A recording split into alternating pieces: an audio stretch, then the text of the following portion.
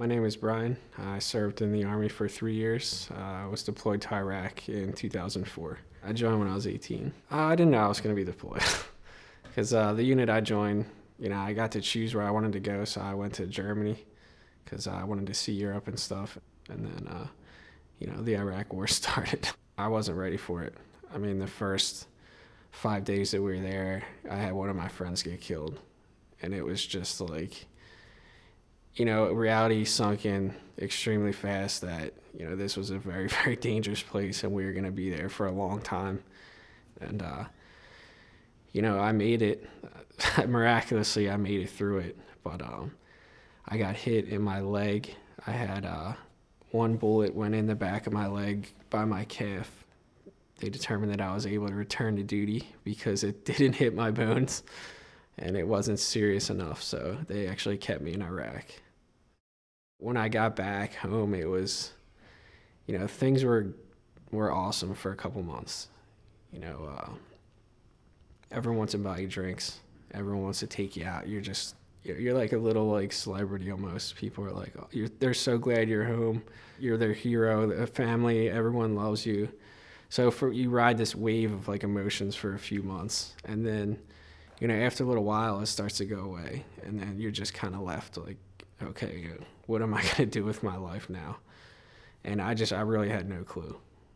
I had felt like I had lived an entire lifetime, in that year and in those 3 years that I was in the military, that I really just didn't want to do anything else. I just felt just mentally exhausted. I was never really satisfied with like what I was doing. I always had to be like moving.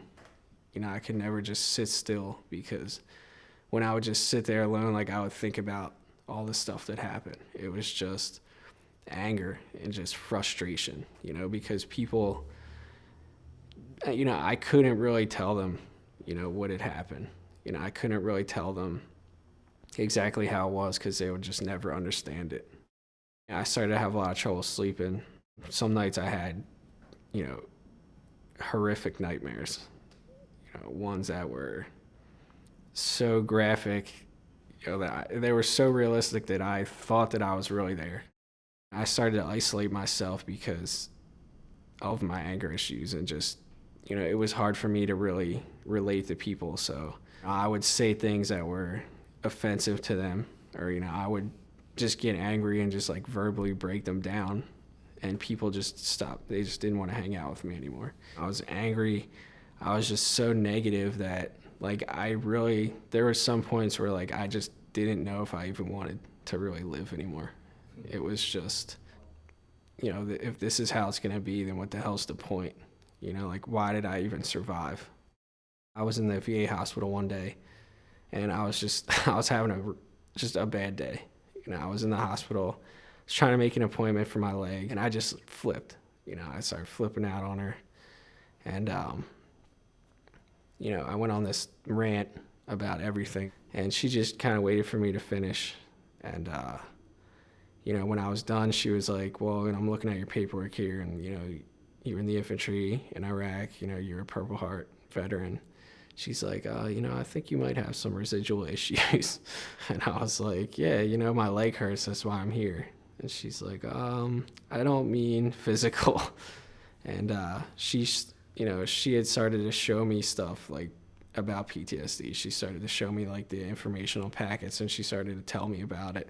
So having that actual like diagnosis and that direction to move in I think that's what really saved me, to this day.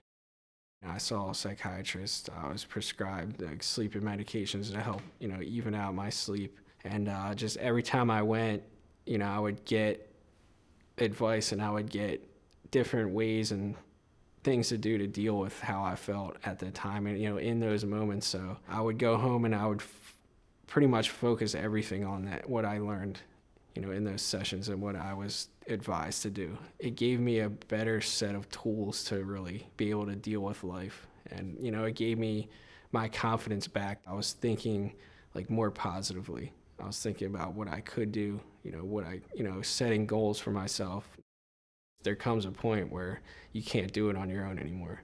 To go and, get help and to realistically analyze yourself and like face that within yourself is more of a strength than it is a weakness.